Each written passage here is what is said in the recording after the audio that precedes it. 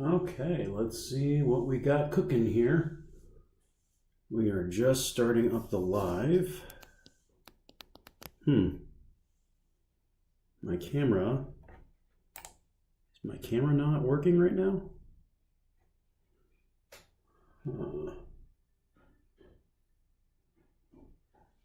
That's a new one. Why is my camera not working?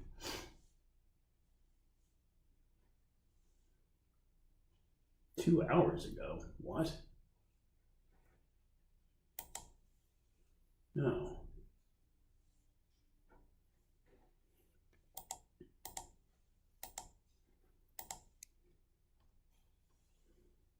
Okay. Seems to be working now. Okay, let's see what we got cooking here. Let's see what's going on. Hey, Derek. Thanks for joining in.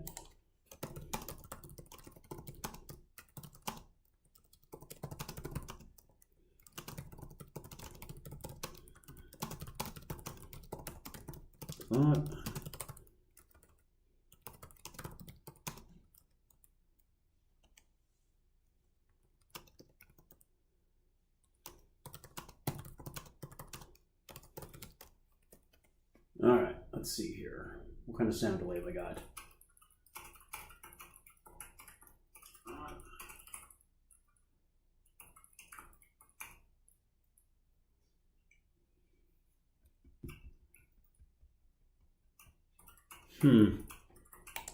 Man, I thought I fixed this. All right, let's see here. What kind of sound delay we got?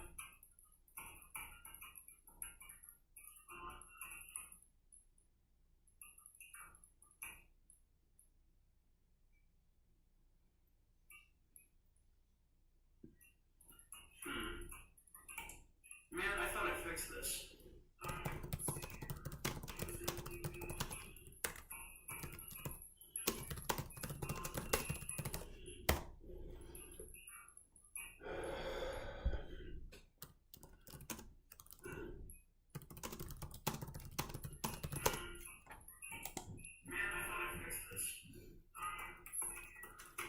Golly, what is going on this time?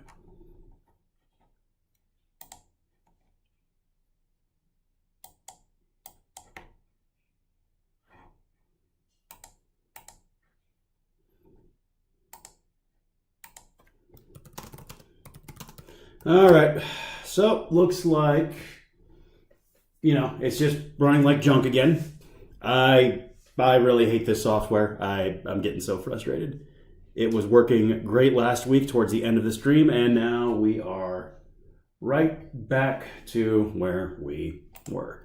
So again, looks like I'm running at about a 10-second delay here. As you dive into the chat, folks, you got questions, I will answer them as best I can. But okay, let's go ahead and we will make the most of what we got cooking today. All right, so first thing I want to talk about is I want to talk a little bit about my athlete's performance yesterday at her Strongwoman show. So Natalia, that was her first competition in about a year. So she'd been away from the sport for a while. We were kind of dealing with some burnout. We just focused on more general training during this timeline. And leading into the show, there were a few key things that we did that I think helped her to be so successful. The first one is, let's talk about the press training. So I'm going to go ahead and press training Natalia. So for the press training, we had the Viking press was the main implement there, yeah?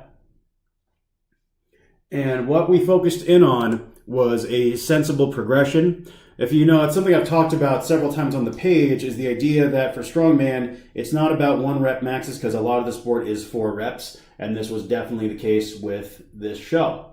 So the progression that I opted for was I actually used a modified version of that CBUM max effort progression. So we'd have 2 top sets. We'd do a set of 5, take that same weight, and repeat it. And we try to get up to 8 repetitions, after which we would drop by 15% and do a max rep set for 1 minute. So 1 by 5, 1 by 8, minus 15% for 1 minute. And then anytime she was able to get that second set for a set of 8, we just went heavier the following week. So it was a very basic linear progression we ran there.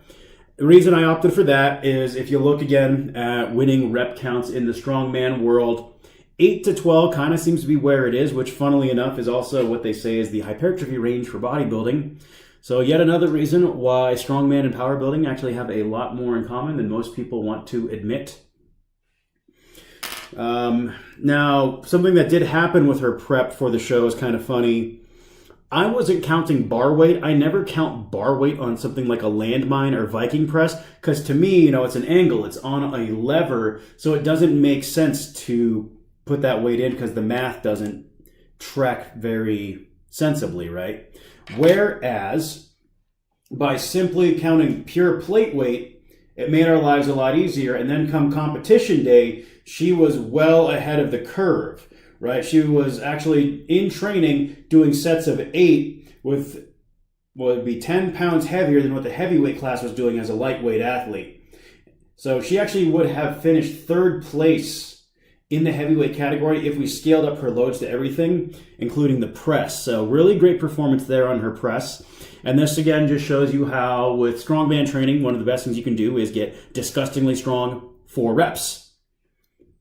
Now, as far as the yoke event went, this one was a bit of a wild card for us because we do not have a yoke. I've got swing set straps.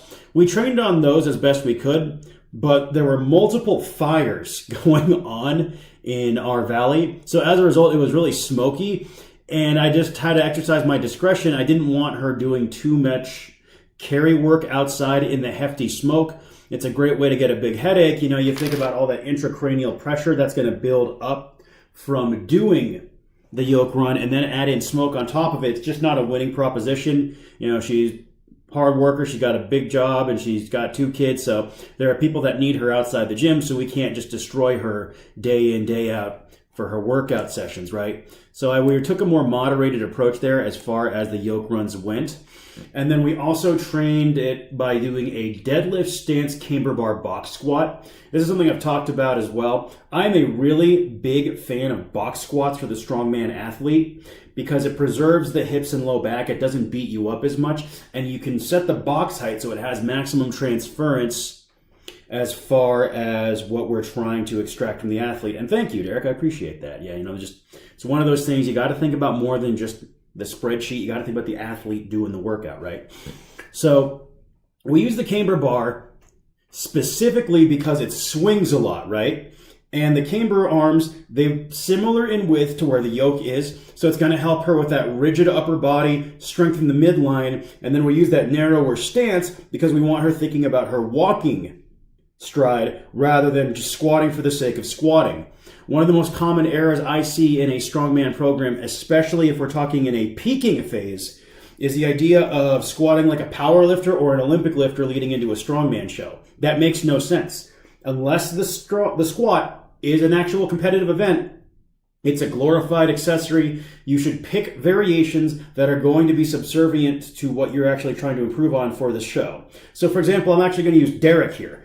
Derek has a show coming up where he's going to be doing a max axial clean and press. So what is our squat variation going to be? It is going to be a front box squat. And the reason why we're opting for that, that's going to help him with his rack position, right? It's also going to help with his dip drive in the push press. And again, we use the box to help cue a slightly shallower position. We don't need him going so low. Also, by using that narrower stance with the front squat, kind of almost a deadlift adjacent stance, because your deadlift stance and your push press stance are usually pretty close, we're going to help improve his deadlift, which is also in that show. So that's just a perfect example of how we execute the squat in a proper strongman program, is we use it as a Swiss Army knife to develop multiple attributes and things at once. And yeah, she really did, Jarrett. she had a great performance. We're all just so proud of her. Now, as far as training for the wagon, sandbag series, the lightest sandbag I had at the time was 150 pounds. So pretty much I would just have her pick it up and run around with it. And then occasionally I'd have her pick it up, dump it on our sled, and then drag the sled. This was an event that we didn't train too much just because I wanted to put a lot more energy into the yoke when we were able, as the smoke allowed us to go outside. So that one, it wasn't a very technical situation. We did a lot of pick work. We did a lot of pick, lap, and extend work, a lot of carrying. And that also carried over to the stone series because, again, the lightest sandbag we had access to was heavier than the heaviest stone she had to do in competition. And if you'll notice, she had a very easy time with those stones. There was no bobble, no strain with the pick. If you've ever done a lot of sandbag loading, I think sandbag loading is actually going to be one of the best ways to get better at stones. Plus, you don't have to worry about stuff like tacky, if you're going to put a hole in the floor, this and that. You know, personally, if I had the money and space and I could only pick either a full run of sandbags or a full run of Atlas stones for a gym, I would pick the sandbags. I think you're just going to get a lot more out of them, a lot more utility. You know, I have a second sandbag now that's 220. Eventually, I'm going to get a third one, I think, around 260 or so. Keyword there is eventually. I don't see myself rushing that. So you can see how the work we did for the wagon had transference over to her stone loading series there. And that's another side of thing with strongman training is seeing how you can use one event to get better at the other, right? So it all just makes sense. Then the sword and shield carry, this was, or sword and shield hold rather, not carry. We treated that as a throwaway event. Reason being, it's just an isometric hold. So how we trained for that is we just added pauses into some of her bodybuilding work. So for example, one session we had her doing lateral raises. Just, you know, we do 3 sets of 15. Every 5th rep, she would have a 5-second isometric hold at the top. Things like that. With those types of events, the isometric holds, I think you can train those really easily by sprinkling them into your accessory work rather than making them a full day. To me, it wouldn't have made sense to sacrifice her Viking press training in favor of more isometric work with that, especially because it is an asymmetric hold. Just developmentally didn't track for me. Then we talked about her stone training as well. Again, nothing too crazy. A couple accessory movements we also made use of outside of just working with the sandbag. We did some Zercher good mornings with the camber bar because they do wobble. It's a very challenging, difficult one that strengthened her upper back, helps her keep her midline in place. We did some Zercher box squats later in the wave as well. Zercher reverse lunges. A lot of Zerchers are showing up here. Chest supported or seal rows with a wider grip just to help strengthen her upper back. And something that really helped her with the stone loading versus previous eras in competition is because her upper back was so much stronger, she was more able to confidently get that triple extension to the knees, hip, and ankle. Also, we've done a lot of glute work because we did a glute specialization phase a while back. So that helped her, again, just get that big, high reach over the bar. You know, there was no bobble. It wasn't the thing where she put it on the bar and then had to awkwardly shove it over, trying to get her hands in front of her. It was just bar, over it went. Very clean stone run for her. So very, very proud of her performance. She had a great day out there. I mean, there's just, I can't say enough about how happy I am with how she did. Yeah, and you know, hats off to the promoter. That is Ashley Whiteley. She operates, what is it? I believe it is Uplift Strength and Fitness out of her house in Meridian. So she is a local strong woman and Highland Games competitor, as well as a personal trainer and coach herself. She's awesome, so I just want to give her a shout out on this channel. We're really lucky to have her as part of this community. A lot of the times, too, her shows are unsanctioned, which I kind of like, so you don't have to pay for a membership fee. And they often go for charitable acts, which, even better, anytime we can integrate charity, you guys know I'm a big fan of that. I gave her a hard time, though. Had to tell her that the MC at that show just, you know, he's no me. Let's put it that way. All right, I'm going to give the stream a few moments to catch up to me, and then we will move on if you got any questions, all right? Which, even better, anytime we can integrate charity, you guys know I'm a big fan of that.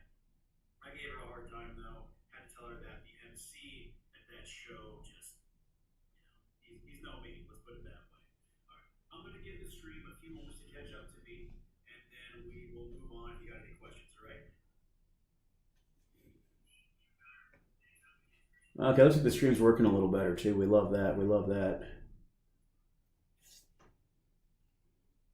All right, chat. Doesn't look like there's any questions.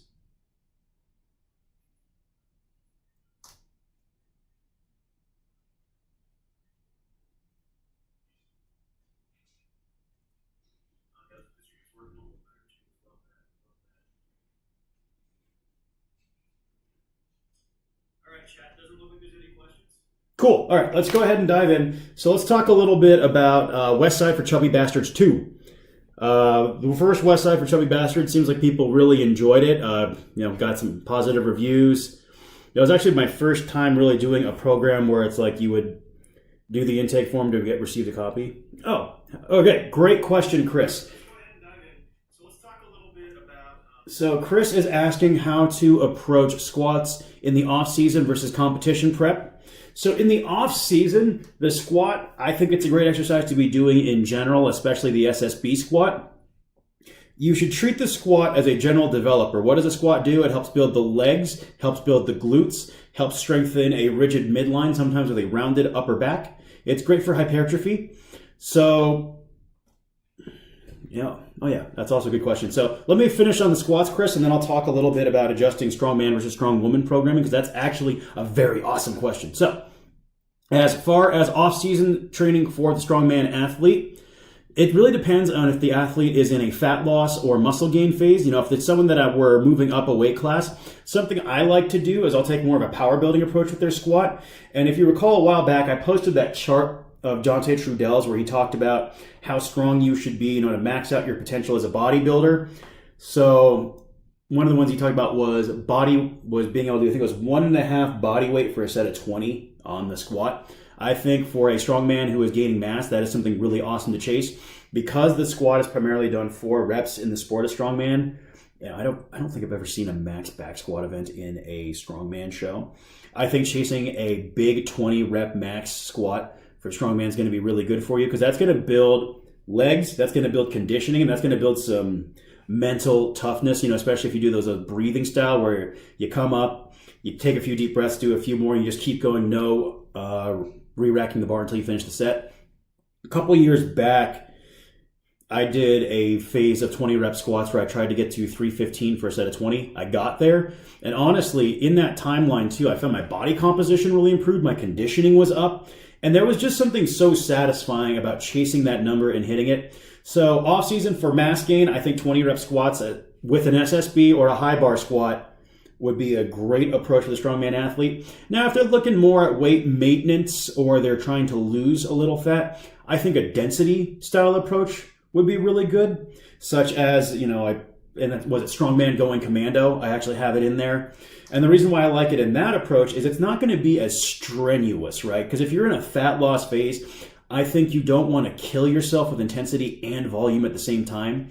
Density is just a really good all-around way to train because you're building work capacity and you're going to build muscle mass, but it's not going to beat the piss out of you quite like a 20 rep squat progression would. So that's kind of your off-season mindset. I think either density or 20 rep squats are a good way to go. You can't go wrong with good general developmental work. Just getting obscenely strong in the 5 to 8 rep range on most everything in the off-season, you can't go wrong. So that's how we'll do it in the off-season. Now, as far as competition prep goes, the squat is only there to make you better at everything else. And the moment the squat starts interfering with your ability to recover and progress your main events, you need to peel back on it. I'll generally get rid of all squatting about 2 weeks out before a show. And what I'll do is I take a look at what events are in the show, and then we just find a squat that helps improve as many of them as possible. So for myself, right, I've got Scary Strong coming up, and it's a max log, deadlift for reps, a yoke run, a farmer's to Husafelt, and sandbag to shoulder.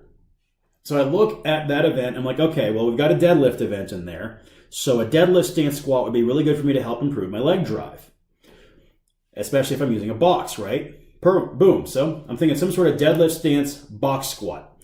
And, that'll also help improve my push press because as I talked about earlier, my deadlift stance and my push press stance tend to be pretty close. For a lot of folks, they tend to be because that's your natural, most powerful athletic position, right? Then from there, okay, that's helping 2 events. Now let's pick a bar that'll have more transference. And I can go, okay, well, I'm doing a yoke run. So my choices there would either be an SSB where I have my hands out wide or a camber bar. And then from there, I'm like, all right, SSB, camber bar, SSB, camber bar. I'll probably take the SSB with the wide handles. Reason being, it's going to be a little bit easier on my neck. And, go ahead and call me soft, but that's something I am going to think about. And especially later in the phase, that's what I'm switching over to. I started with a camber bar, and I'm switching over to the SSB. And either one of those is going to help improve the yoke just due to the inherent instability of it. And then that hand position also is more similar to what I'll be doing while I'm on the yoke. And that little bit of bobble and jank is also going to help me with the sandbag to shoulder, because now I've got that shimmy and shuffle. I've got to kind of fight the sandbag into place. So SSB or camber bar deadlift stance box squat would be my squat of choice for that show. Now, let's say you have a show, like again, if we look at Derek's upcoming show, axle push press, deadlift for reps, a sandbag carry and stack medley, a grip series, and then, I actually can't remember what the last event is. Give me 1 second here. Yeah, I was just working on his program this morning. This is why I write everything down, folks. Let's see here. Come on. There he is. Come on. There we are. Keikaku. And then a hammer hold. So just holding out in front of you. So our big events, we think axle push press, okay? Well, when it comes to improving the push press, a front squat is usually a good way to go. So we're going to do that. Then we factor in, there's also a deadlift for reps, so we got to improve his leg drive. Well, deadlift stance, front box squat, and we might even throw in some chains on there to help cue violent acceleration. Towards the end of the prep phase, I'll probably have him do these with more of an explosive fashion where I'm thinking, Derek, I want you coming, extending the knees, hips, and toes, almost coming off the ground like a front squat jump, but don't actually leave the floor. So Derek, if you're watching this right now, if you're still here, well, spoiler alert. Yeah. Yep, front hold, that's right. Yeah, so that is how we would go about tending to, or picking the squat variation for that show. So the odds are good. Most of the time it's going to be some sort of box squat, and it's going to be with a narrower stance. Now there will be occasions where that wouldn't be the case. Let's say, for example, I had an athlete and they had a show where it was a Viking press, Ukrainian deadlift, farmer's walks, stones, and I don't know, tire flip, right? In this case, I would think, all right, I'm probably going to have their squat be a wider one. Reason being, as we think about the Ukrainian deadlift, it's essentially a narrow stance sumo deadlift. So we'll have them probably take a slightly wider stance, and we might have them do a pause squat instead. And the reason why for the pause squat is if I look at the tire flip, they're going to be in that bottom position a little bit longer. They need to have that isometric strength to help drive into the tire. So something like such as a slightly wider stance SSB pause squat would slot in really nicely for this show. And then the Viking press 2 will get some benefit from that. You might have to get some chains to garage up. Yeah, you might, or we do bands. And honestly, they're not even a necessity in terms of the accommodating resistance. That's not a need for the programming, because you can get away without using them. Because again, it's all about intent. But this is just us spitballing, right? This program's going to change as we go through your prep series, sir. I've been doing so many preps with Derek. It's been fun, but I'm also, one of these days we're going to get him on a good long-term off season, and just that way coach is not sitting here, going through all the good paint thinner, huffing it to come up with programming concepts and ideas. All right. Anyways, Chris, I hope that answers your question about the squat programming. I'm going to give it a second here, let myself breathe. That way coach is not sitting here, going through all the good paint thinner, huffing it to come up with programming concepts and ideas. All right. Anyways, Chris, I hope that answers your question about the squat programming.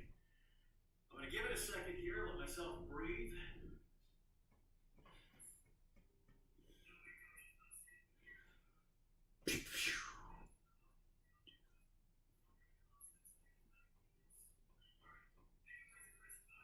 Okay, cool.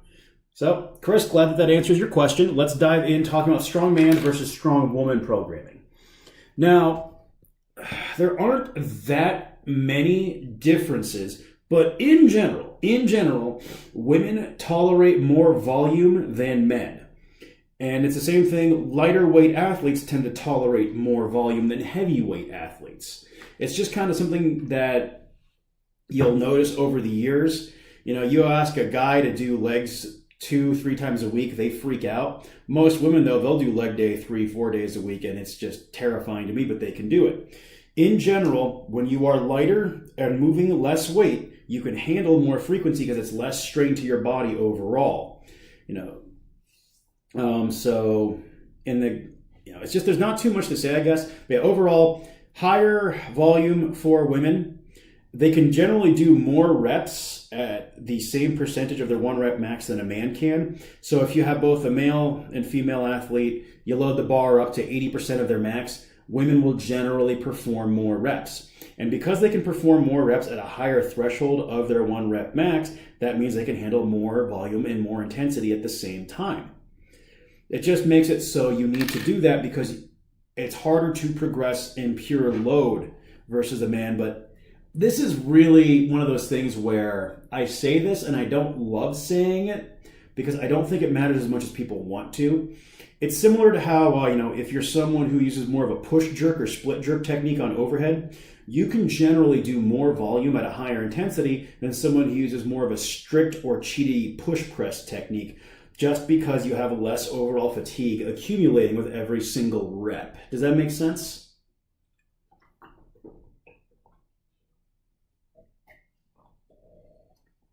Just give me a thumbs up and we'll then move into the next topic unless there's any other questions.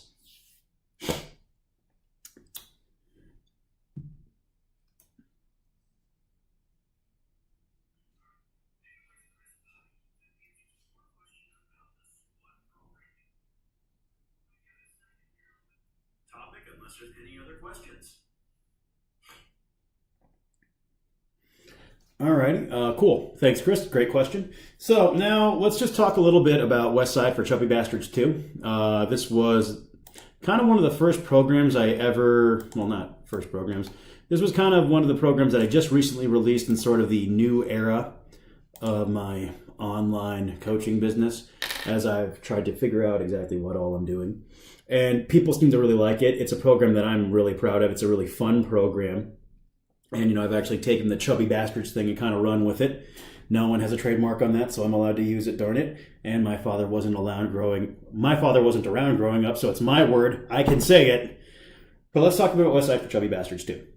So my thought process here is I want to do a sequel to that program, much like I did a sequel to Kenjigit.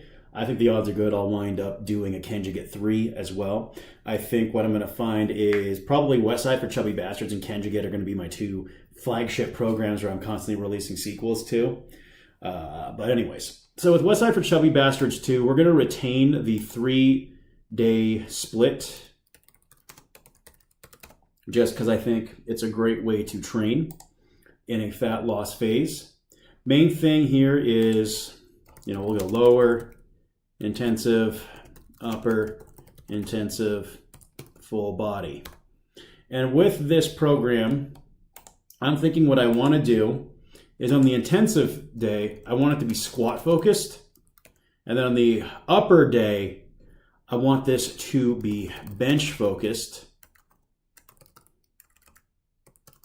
So then that leaves our full body day to be deadlift and OHP focused. And right off the bat, the deadlift and OHP day, that creates a question mark for me because I know for myself, overhead work fatigues my low back quite a bit. I actually have to deadlift before I do log press in a training week. Otherwise, I find my recovery gets shot. It's a strange thing. Deadlift does not fatigue my low back near as much as log. Part of that is just my build and anthropometry, how I'm put together. My body tolerates a deadlift really nicely. Everyone's mileage may vary, but regardless. So if we look at the full body day, deadlift and overhead press, we have a quick solution here. We don't have to do this standing, and it's something I've talked about before. I'm a big fan of the 40 to 70 degree incline press. So we could do here, and we could do 50 degree press and deadlift, right? Now upper intensive here, we're going to do some sort of wave approach because this is going to be conjugate adjacent like it always is. And then the squat, we're also going to do a wave approach. And I think what I'm going to do with this version of it is I know previously, I think in Westside for Chubby Bastards, if memory serves me correctly, I had programmed in some circuit work and that wound up just not being too well received, as a lot of folks train in commercial gyms and thus are not able to perform the circuits. And if that's the case, last thing I want to do is try and put a square peg. Yeah, that's what I thought. There was a circuit. We're going to get rid of the circuits in Westside for Chubby Bastards too. So we're going to go no circuits to make this more commercial gym friendly.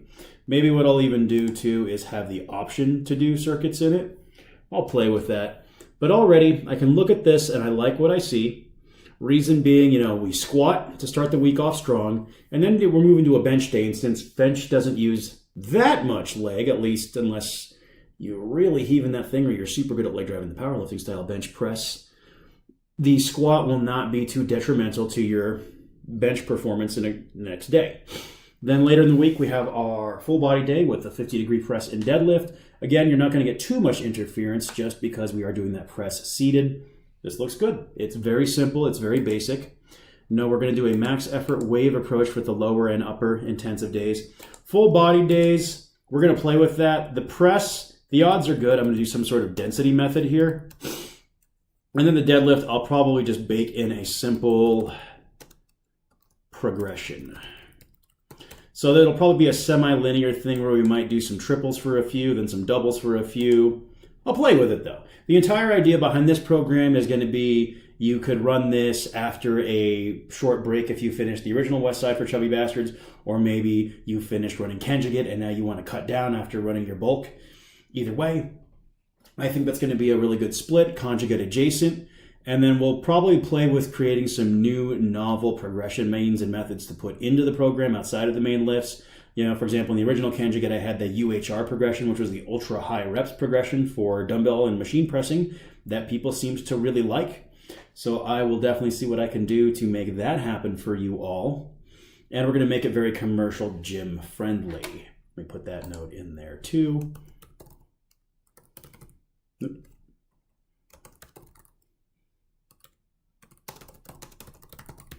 Just like that. And then we'll probably also include a strongman remix version of it as well, because that's something I think I'm going to start doing with more of these free programs I put out. Is I want to include, if it's not a strongman specific program, have a strongman adjacent variation of the program in there, just because I love the sport. I think I'm always going to hang out pretty close to it. And yeah, why not? It can't hurt to give you folks a little more value with each of these. We're definitely keeping finishers in West Side for Chubby Bastards too, because we all love those finishers. We're going to create a whole bunch of new ones. And actually, that kind of is a good segue into something that I've been sprinkling into programming more. Call these the CM pump workouts, cardio and muscle pump. Really fun. So, for example, you might do something like 300-meter ski erg, 30 dumbbell bench press, 30 curls, 200-meter ski erg, 20 dumbbell bench, 20 dumbbell curl, 100-meter ski erg, and then 10 and 10 there. In general, 10 meters equals 1 rep. My source for that is I made it up, and it just tracks when I say it out loud. The CM pump workouts have been really fun to sprinkle into some of my clients' workouts. It's a great way to finish off the session. Not necessarily the most commercial gym friendly. Depends on what kind of gear you have access to. But with West Side for Chubby Bastards too, I'll make sure to program it that it is commercial gym friendly. When I think commercial gym, I think barbells, dumbbells, Smith machines, all the basic machines, and then maybe a rower. I think that's a fair supposition for a commercial gym to have, right? Hell, even Planet Fitness has rowers these days. I'd like to have ideally an air bike and a ski erg in there, but those seem to be more specialty pieces. Honestly, I don't really know what facilities locally, for example, here in Boise, have a ski erg. That's another conversation. I don't need to dive too deep into that. But having the finishers at the end of the West Side for Chubby Bastards workouts, I like it. It's fun. And there's almost a mental aspect of like, oh yeah, this is a conditioning program. I am trying to lose fat. And you just get this great pump. You feel good, and you feel less run down, in my opinion, when you can do that type of work at the end of a session. And it builds that all too important work capacity. All right, I'm going to pause here for a little bit, let the video catch up, chat. If you've got any questions, now is the time. Otherwise, I think I'm going to start wrapping this thing up.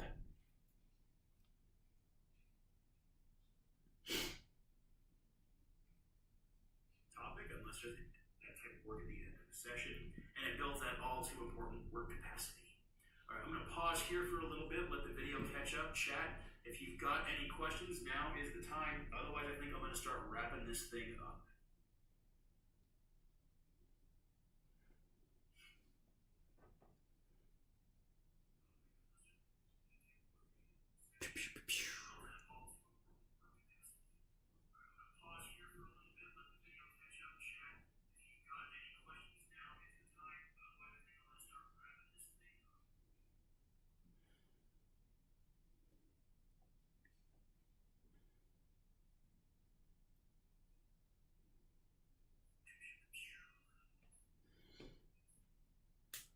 Oh yeah, it definitely would. West Side for Chubby Bastards is definitely well aligned with street lifting. And if you recall in the last live, I talked a bit about how I do want to pivot towards doing street lifting for myself because I think it's going to be a really good new novel challenge.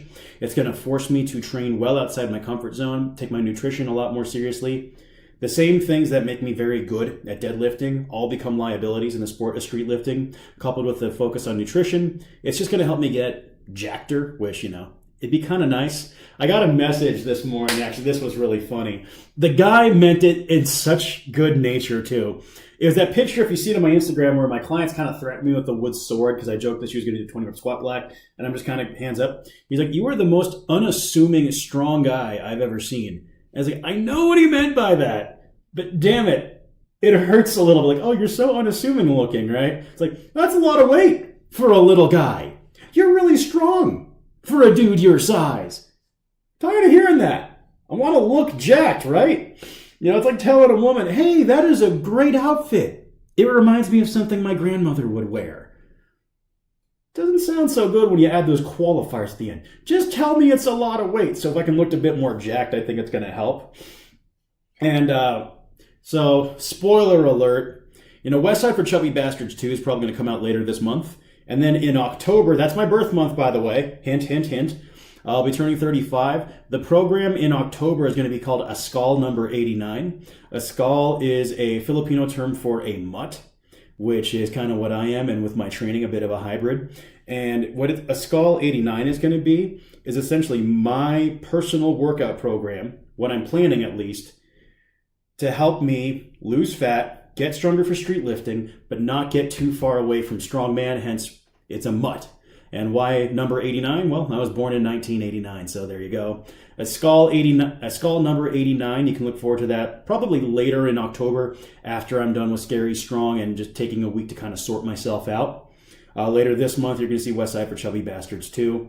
But yeah, it's just one of those things where I'd like to look stronger, and getting ridiculously strong on dips and pull-ups will help with that. Plus, being able to do a muscle up just sounds really cool.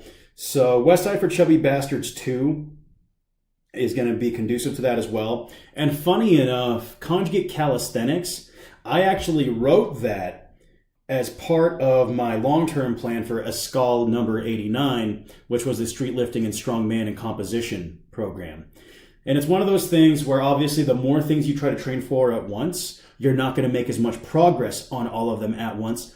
But at the same time, I'm okay with that. And I think training in this fashion is going to be a nice gift to myself, because it'll make me feel a lot better. Now, on the axle clean, do I clean straight to the belt or do I do a hip bump before? I do the hip bump. What I tend to do is I actually come up with a mixed grip and I do a little flip, and then I take the flip into the hip bump to my belt. Reason I do the hip bump, honestly, I got strong glutes. So I find the hip bump helps me out. So yeah, I'll go a mixed grip pull, stand all the way up, and then I'll do the little hand flip, kind of like CJP90. I'll be honest, I actually don't know his real name. I just know him as CJ. I think he's Strongish Teacher now as his user handle, but that's what he does. He does a mixed grip pull, flips his hand, hip pop to the belt clean to the rack. That's the best way to do it, in my opinion, as a lighter athlete.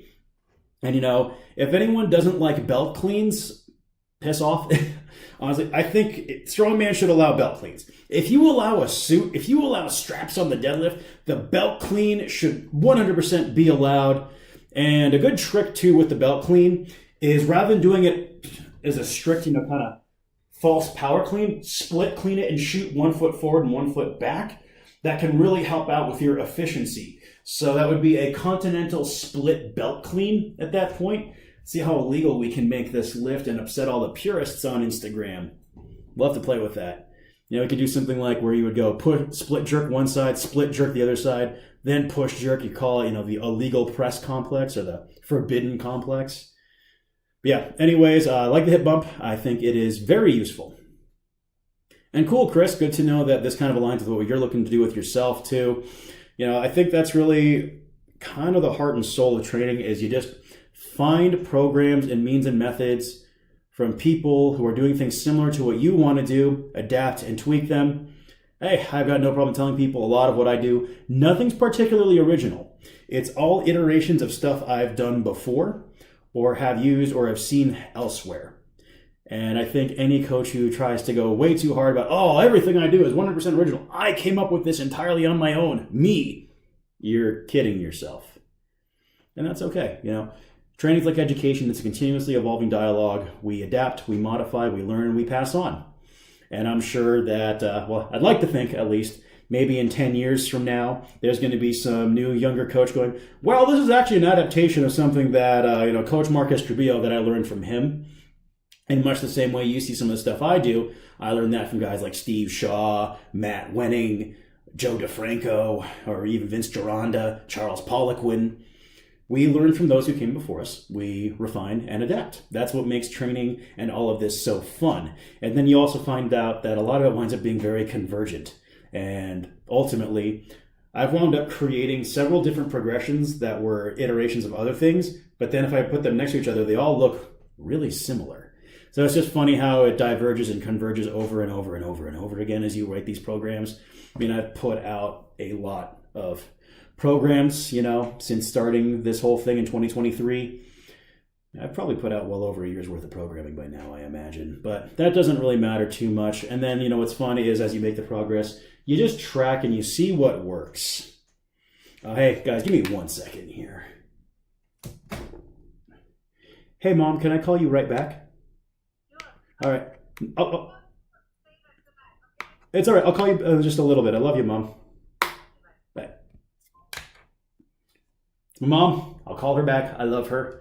And if you want to judge me, you go ahead. I'm not a mama's boy. I am a mama's man. I can deadlift 610 from a deficit. That makes me a mama's man. All right. Well, let's see here, chat. Is there anything else? Let me know. Otherwise, I think we can call it a day here. I'll talk to my mom. I love her. And if you want to judge me, you go ahead. I'm not a mama's boy. I am a mama's man. I can deadlift 610 from a deficit. That makes me a mama's man. All right. Well, let's see here, chat. Is there anything else? Let me know. Otherwise, I think we can call it a day here. Talk to my mom.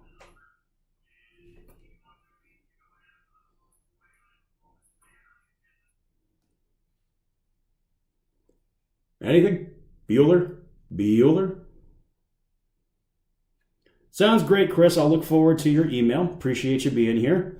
And Derek, thanks for taking time out of your Sunday to be here. Please give little Milo a pat on the head for me. Derek just welcomed his son into the world recently. That's just really exciting. Him and his wife had a kid, and kid's happy and healthy, and he's bulking. So dad's got to start eating too. All right, well, folks, y'all have a great rest of your Sunday. I'm going to go call my mama. And then I am probably going to go to the park for a bit, hang with the ducks, run a few errands, and then it's back to client up.